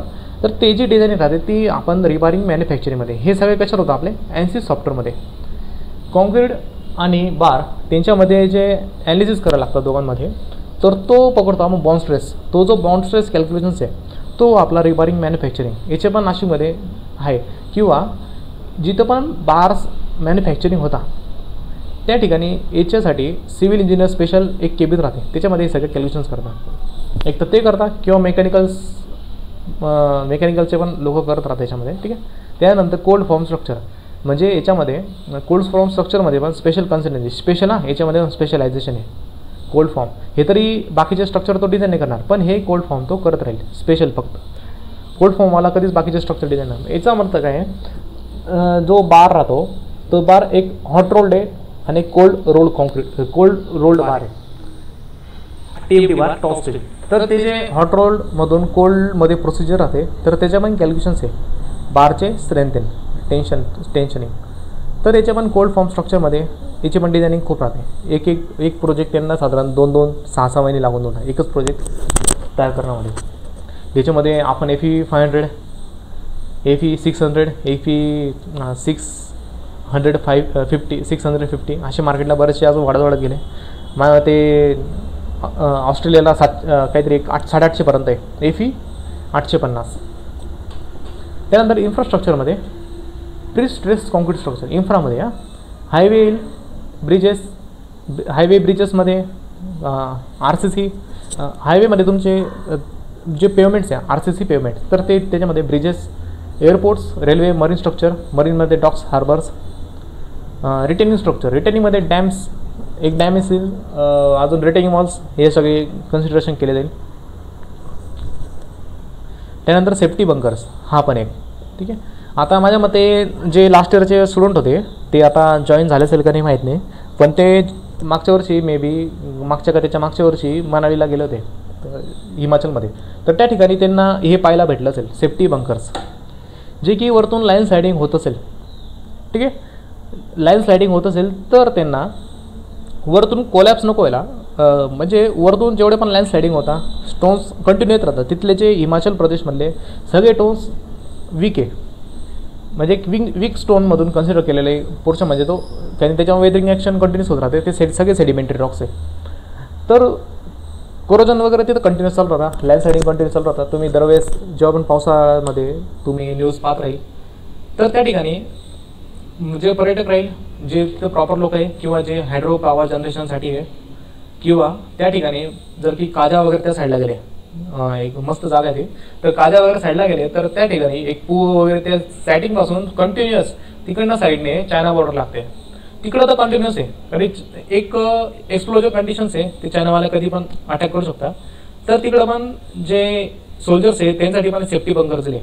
म्हणजे सेफ्टी बंकर्स तुमचे एक्सप्लोजर होणार आहे तर तो रिड्यूस करणार. दुसरं लाईन स्लायडिंग आहे. सेफ्टी बंकर्स म्हणजे टनेलच राहतो तो, तर टनेलमध्ये आपण तो जाणार, मग तो सेफ्टी साईडला आपण तिथं मध्ये जाऊ शकतो. लँड स्लायडिंग झाली तर आपण स्वतःला वाचू शकतो. एक्सप्लोर झाला काहीतरी तर आर्कविक झाला, तेवढी ते त्याची स्ट्रेंथनिंग राहते की ते डॅमेज होणार. जर की आता एक्सप्लोर झाला तर मग ते मे बी क्रॅकिंग होऊ शकते, फुटू शकतं, पण थोडंफार रिड्यूस कमी राहते याच्यामध्ये, सेफ्टी बऱ्यापैकी याच्यामध्ये राहतं. तर एक हे म्हणजे एक शिमलाच्या पुढे खूप पाहायला भेटेल तुम्हाला. तर तुम्ही जर गेले असेल किंवा जे ऑलरेडी जाऊन आले असेल तर त्यांनी स्टडी होऊन जाईल त्यांचा. खूप हे इम्पॉर्टंट टॉपिक आहे. तर मग तो इन्फ्रास्ट्रक्चर जे कन्सल्टन्सी ते हे गोष्टी करतात. तर टनेलचं माहितीच सगळ्यांना. अकॅडमिकलमध्ये टीचिंग, कोचिंग, R&D, प्रूफ चेकिंगची कन्सल्टन्सी. ठीक आहे. मी जे तुम्हाला म्हटलं की जो इस्कॉन टेम्पल होतं पंढरपूरला, तर मग ते जे ज्युनियर इंजिनियर, डेप्युटी इंजिनियर जे होते ते आमचे डिझायनिंग क्रॉस चेक करायचे, कारण की त्यांना तेवढा टाईम नव्हता की या सगळ्या गोष्टी डिझायनिंग करेल. आणि जे कॉम्प्लिकेटेड राहतात तर मग ते स्ट्रक्चर डिझायनरला हायर करतात. गव्हर्नमेंट प्रोजेक्ट टेंडर काढून स्ट्रक्चर डिझायनरला हायर करून घेतात. मग ते आपल्याला प्रूफ चेकिंग करायला लागतं. आता प्रूफ चेकिंग तुम्हाला समजा की 5 वर्ष प्रूफ चेकिंगमध्ये अनुभव आला आहे, 5 वर्ष तुम्ही स्वतःचाही बिझनेस करू शकता. जसं की मी आता बऱ्यापैकी करतो, हळूहळू माझा पण एक्सपिरियन्स वाढेल, मी थोडे मोठे प्रोजेक्ट घेईल. तर याच्यामध्ये समजा की तुमचा फ्रेंड आहे, बिल्डिंग केली आहे, त्यांनी दुसऱ्याला प्रोजेक्ट घेऊन दिला, तर त्याला डाऊट होतो की माझे जे डिझायनिंग यांनी जी डिझाईन दिली आहे तर ती मला बरोबर वाटत नाही, तर डाऊट होतोय. तर तो मला माझ्याकडे पाठवेल की एकदा तू चेक करेल. मी ती मग तेवढं फी येईल की नॉमिनल फी जेवढी असेल तेवढी, जसं लेवल ऑफ कॉम्प्लिकेशन्स असेल तर मग ती नॉमिनल फी मी त्याच्याकडून घेईल. ते घेतल्यानंतर मी जे स्ट्रक्चर आहे, roof slab, water tank, foundation, central line plan, even किंवा साईट व्हिजिट पण आहे त्याच्यामध्ये. साईट व्हिजिट त्यांच्या पण साईट व्हिजिटवर डाऊट आला असेल, त्यांनी वरच्यावरती चेक केली तर आपल्याला पण साईट व्हिजिटसाठी अप्लाय करू शकता. ते आपण बोलू शकतो त्यांना की मी या गोष्टी प्रूफ चेकिंग म्हणून ॲज अ प्रूफ चेकिंग ते जे फ्रीलॅन्सिंग हे कामं करू शकतो. याच्यामध्ये प्रूफ चेकिंग आणि R&D सारखं झालं. R&D म्हटलं तर नवीन काहीतरी रिसर्च अँड डेव्हलपमेंट, याची पण स्पेशल, जसं की R&Dसाठी IIT जे राहतात, NIT कॉलेजेस, मोठे मोठे कॉलेज, त्यांच्यासाठी RIT डिपार्टमेंटच आहे. ते जे प्रोफेसर्स राहतात किंवा जे एम्प्लॉईज आहे त्यांना, एम्प्लॉईज कंपनीमध्ये एम्प्लॉईज राहतात, तर मग त्यासाठी पण R&D एक सेपरेटली केबिन राहते, कंटिन्युअसली डिपार्टमेंट करू शकता. इव्हन आपला जो स्ट्रक्चरल डिझायनिंगचा जो पार्ट आहे हो तो पूर्णच्या पूर्ण R&D. आपण कॅल्क्युलेशन्स करतो, रिपोर्ट जनरेट करतो, रिसर्च करतो आणि डेव्हलपमेंट करतो. तो स्ट्रक्चर डिझाईनचा पार्ट. सिव्हिल इंजिनिअरिंगमध्ये स्ट्रक्चर डिझाईनचा पार्ट म्हटला तर तुमचा तो R&D मध्ये येतो. आपण जे करतो ते R&D वर्क आहे.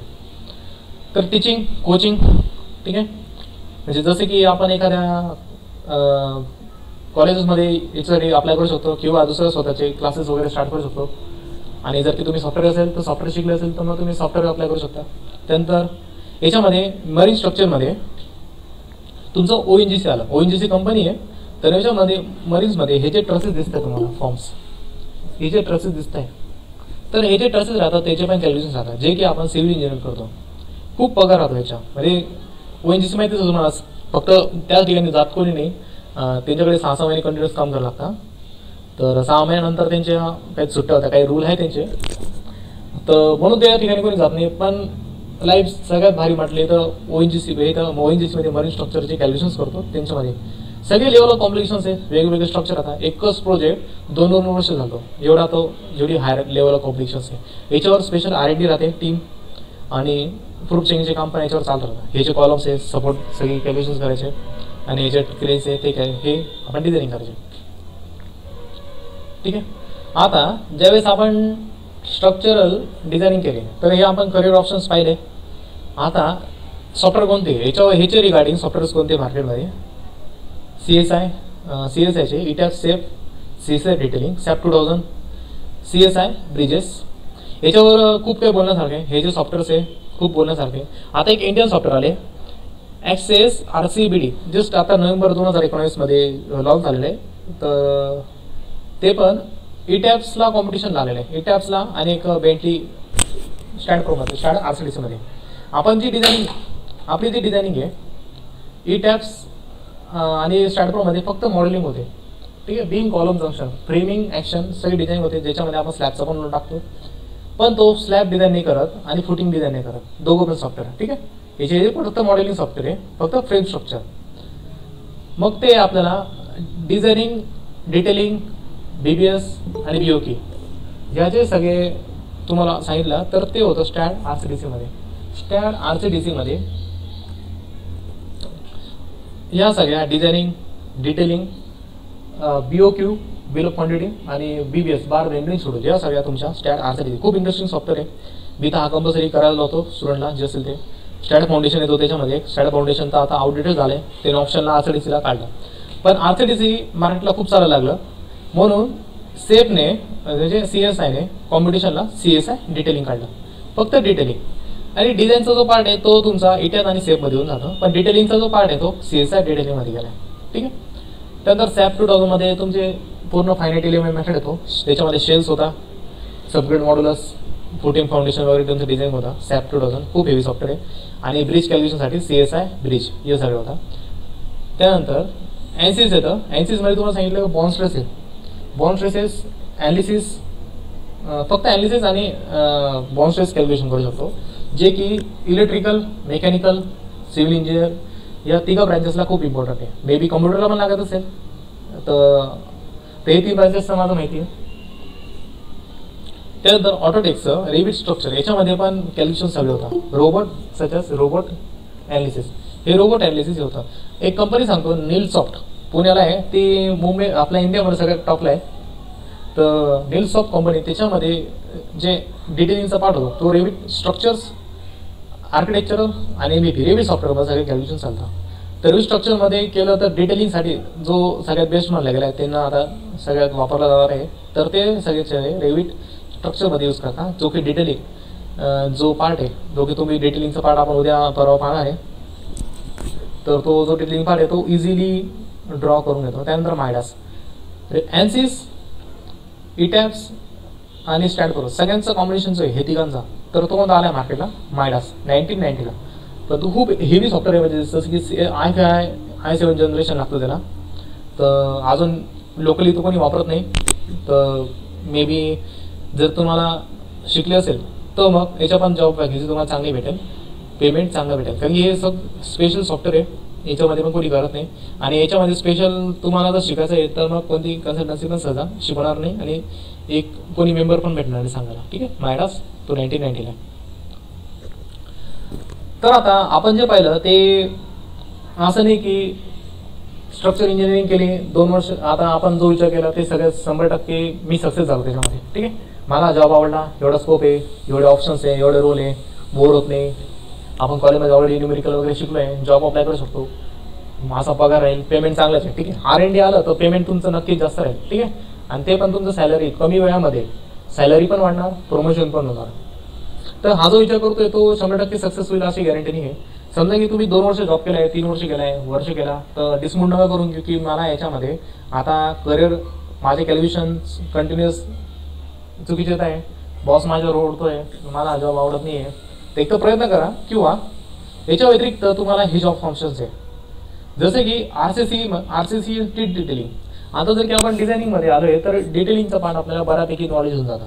डिटेलिंग म्हणजे सेक्शन्स डिझायनिंग आणि डिटेलिंगमध्ये असा फरक आहे, ज्याच्यामध्ये डिझायनिंग करताना ॲनालिसिस करून डिझाईन एरिया ऑफ स्टील काय लागतोय, शेअर एन्फोर्समेंट काय होतोय, तर ते आपल्याला चेक करायला लागतं.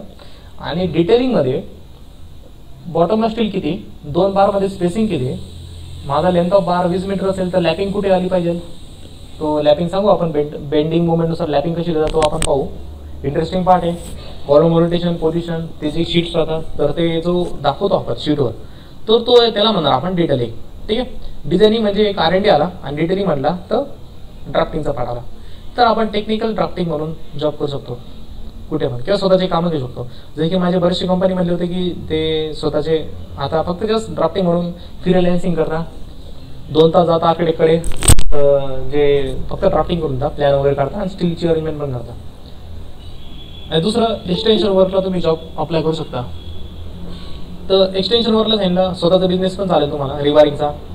जसे की आमचे जे सोबतचे सर आहेत चेतन भडागे सर, ते फक्त एक सेमिनार आहे पुढे आता आहे पुढच्या वीकमध्ये, फक्त 5,000च्या आतमध्ये 5,000च्या रेटमध्ये कमी बजेटमध्ये तुमचा एक्झिस्टिंग वर्क म्हणजे रिवायरिंग वर्क तुम्ही जॉब बिझनेस करू शकता फक्त 5,000मध्ये.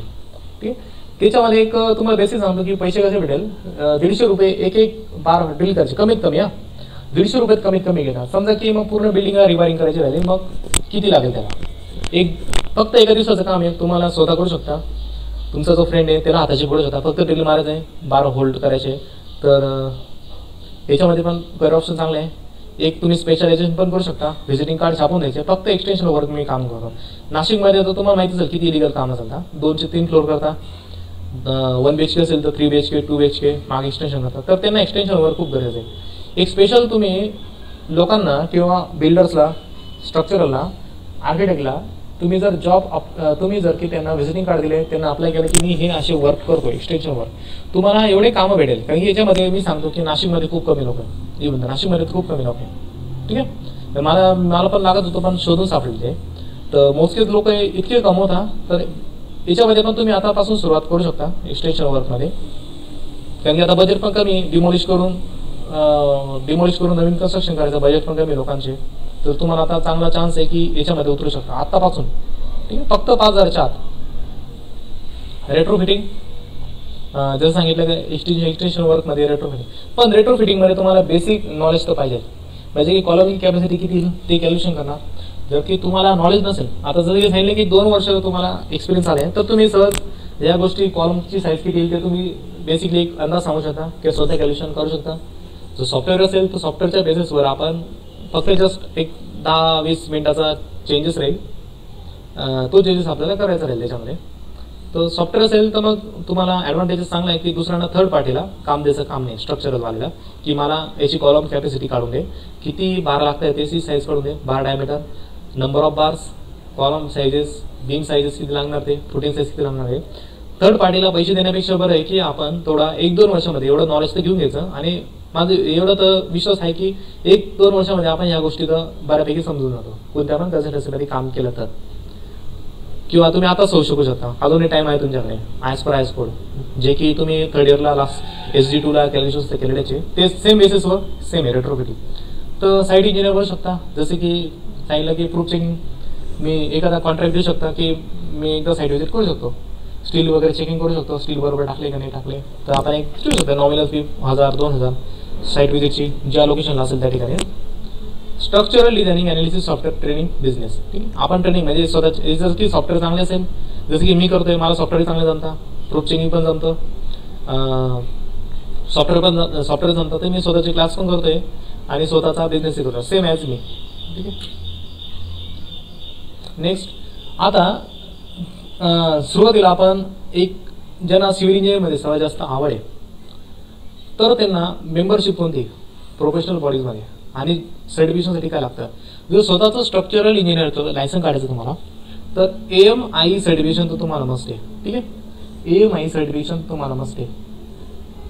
AMI म्हणजे association member of the institute of engineering. Nashik महाराष्ट्रामध्ये मे बी 2-3च आहे, एक मुंबई, नागपूर आणि नाशिक. मे बी पुण्याला आहे का नाही मला माहीत नाही, मला एक 1.5 वर्ष अगोदरचं माहिती आहे. मे बी पुण्यात झालं असेल. तर मग नाशिकला एक स्पेशल आहे.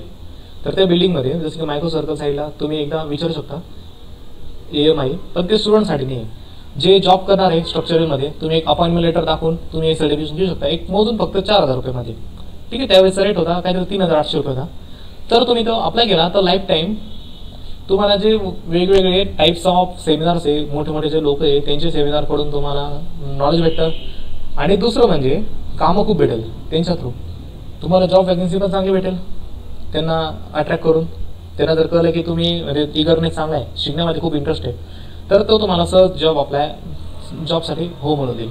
तर हे सर्टिफिकेशन. पण आता तुम्ही 4th इयरला असेल तर ACCEचं तुम्ही नक्कीच काढून घ्या. जर की स्टुडंट असेल तर ACCEचं फक्त एक 500 रुपये होते मला त्यावेळेस. जर की तुम्हाला सांगितलं की कॉलेजला होते, कंटे सर होते, त्यांनी गाईड केलं होतं की ACCEचं काढून दिलं. खूप ॲडव्हान्टेज झाला, आम्हाला खूप नॉलेज भेटलं.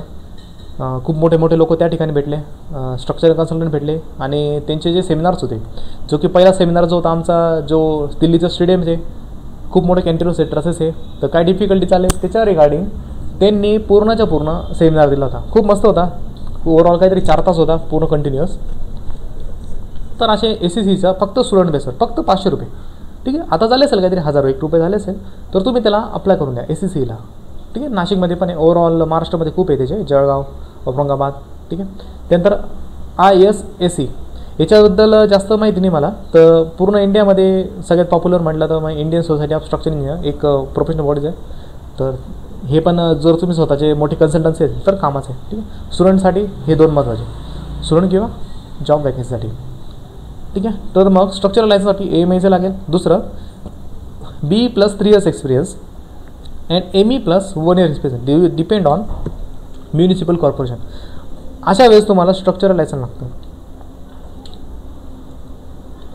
आता लोकेशन पूर्ण ऑल ओव्हर वर्ल्डमध्ये जर की सगळ्यात बेस्ट कमी पैशामध्ये कमी बजेटमध्ये RCC स्ट्रक्चरल टॉपचे कन्सल्टन्सीज, टॉपचे म्हटलं तर चीप रेटमध्ये आणि हुशार कन्सल्टन्सी म्हटले तर आपल्या पूर्ण वर्ल्डमध्ये इंडिया आहे. जेवढे पण आता ज्यांना कमी रेटमध्ये डिझायनिंग पाहिलेच ते हायर स्ट्रक्चर म्हणा, तर सगळ्यात जास्त कन्सल्टन्सी जी आहे भारीतली भारी तर ती इंडियामध्ये. स्पेशल हे टॉप सेटिंगचे 5 मुंबई, पुणे, अहमदाबाद, दिल्ली, नोएडा हे 5 कन्सल्टन्सी, ह्या 5 सिटीज ह्या ठिकाणी खूप आहे. मुंबईला तर खूप भेटेल, मुंबई आणि पुण्याला खूप कन्सल्टन्सी भेटेल की ते आउट ऑफ इंडिया म्हणजे की MNC कंपनीज आहे. मग तुमचे जे आता टॉपिक सांगितले करिअर ऑप्शन्स, हे जे फॅक्टरीज आहे, जे इन्फ्रास्ट्रक्चरवाले आहे, ॲकॅडमिकल्स आहे, बिल्डिंग्स, हे जे टोटल ओव्हरऑल इन्फ्रास्ट्रक्चर जे आहे ते इथं जास्त आहे. अहमदाबादला हिमाचल प्रदेशमध्ये किंवा दिल्लीमध्ये आर्कविक झोन जास्त आहे. तर इथले जे टॉपचे कन्सल्टन्सी आर्कविकला रजिस्टरला बिल्डिंग डिझाईन करायचे असेल तर अहमदाबादमध्ये चांगले टॉपला चालू आहे. एक मुंबई येतं, दुसरं अहमदाबाद. जरी तर करत असेल तिथं मग भारी आर्कविक रजिस्टर, कारण की अहमदाबाद स्वतः झोन 4 आणि 5मध्ये येतं. ठीक आहे, तर मग दिल्ली, नोएडा, सुरत, बेंगलोर. सुरतमध्ये तुमचे ब्रिजचे खूप डिझाईनिंग चालतात, CSI ब्रिजेसवर, जे की सुरतला नियर बाय 100च्या वरती ब्रिजेस आहे, त्याला ब्रिज सिटी पण म्हणतात सुरतला. तर तिथं सुरतला खूप होता आणि सुरतचे कामं अहमदाबादला खूप भेटतात. ठीक आहे, हे दोघं ठिकाणी खूप आहे. ज्याला आपल्याला ऑप्शन वाटला तुम्ही चॉईस करा कोणती सिटी चांगली. बेंगलोर, हैदराबाद, चेन्नई, भुवनेश्वर आणि गोवाला पण चांगली. गोवाला इथं पण बरेचसे कामं निघतात युरोप कंट्रीजमधले, कारण अजून पण तिथं नागरिकत्व आहे युरोप कंट्रीचा. तर गोवाला पण बरेचसे हायर स्ट्रक्चर नसता, बेसिक राहता, पण तिथं अजून बऱ्यापैकी गोवाला युरोपचे कामं चालतात. म्हणजे जर आपण तिथं आपल्या घराचं लॅविश लाईफ म्हणून जगायचं असेल तर गोवाला पण चांगली जॉब्स वॅकन्सीज आहे. फक्त कन्सल्टन्सी तिथं कमी आहे, नंबर ऑफ कन्सल्टन्सी कमी आहे. जे की तुम्हाला वरचे सांगितलं तिथं कन्सल्टन्सी खूप जास्त आहे, गोवाला ॲज कम्पेअर टू कमी आहे. आणि ते स्पेशली दुसरे हायर करतात, दुसरे कन्सल्टन्सी म्हणजे त्यांचेच प्रॉपर लोक कन्सिडरेशन जास्त करतात आणि त्यांचे युनिव्हर्सिटी थोडा वेगळे. तर टॉपचे कन्सल्टन्सीज महाराष्ट्रामध्ये 1 नंबर मुंबई, नो डाऊट, पूर्ण वर्ल्डमध्ये फेमस आहे, पूर्ण इंडियामध्ये फेमस आहे. मुंबईला डिझायनिंग खूप जास्त चालते. सेकंड पुणे आणि नाशिकमध्ये 3rd डेव्हलपमेंट सिटी. ठीक आहे, 20 ranking in India. All consultancy आणि इन्फ्रास्ट्रक्चरवाले पण कन्सल्टन्सी नाशिकमध्ये खूप आहे. तुम्ही इथंही चांगले जॉब वॅकन्सी अप्लाय करू शकता. त्यानंतर नागपूर, औरंगाबाद, कोल्हापूर इथंही पण आहे. त्यानंतर जे स्टुडंट्स आहे त्यांना काही टिप्स, हे जे कोर्स दिले जर तुम्ही मोबाईलवर असेल तर स्क्रीनशॉट काढू शकता, खूप इम्पॉर्टंट आहे. स्पेशली जे रेड केले हे पहिले वाचा. 4/6 800 त्यानंतर एस पी, आता हे जे रिलेटेड आहे IS 456च्या रिलेटेड 16मध्ये फक्त डिझायनिंग आहे, जे की तुमचे 1 way slab, 2 way slab, cantilever slab calculations, long column, short column, double in post, single in post calculation, एकूण एक कॅल्क्युलेशन जे की तुम्हाला रेफरन्स बुकमध्ये पाहायला भेटेल, ते सगळे SP 16च्या रिगार्डिंग आले, सगळे कॅल्क्युलेशन SP 16मध्ये. ते SP 34मध्ये डिटेलिंगचा पार्ट आहे, डिटेलिंग इन RCC स्ट्रक्चर. ठीक आहे, डिटेलिंगचा पार्ट RCC जेवढं पण डिटेलिंग जो की आपण उद्यापासून पाहणार आहे तो SP 34मध्ये सगळं डिटेलिंग दिलं आहे. तुम्हाला जो आता कोड ओपन केला होता कवरसाठी तो SP 34 होता. ठीक आहे, हे जे रेड मार्क केले तर ते तुम्हाला ऑप्शनला चांगले आहे, तर तुम्हाला आता टाईम आहे तर तुम्ही नक्कीच वाचा. जे लास्ट इयरला गेले त्यांच्यासाठी तर खूपच ॲडव्हान्टेज आहे, आणि किंवा सॉफ्टवेअर शिका.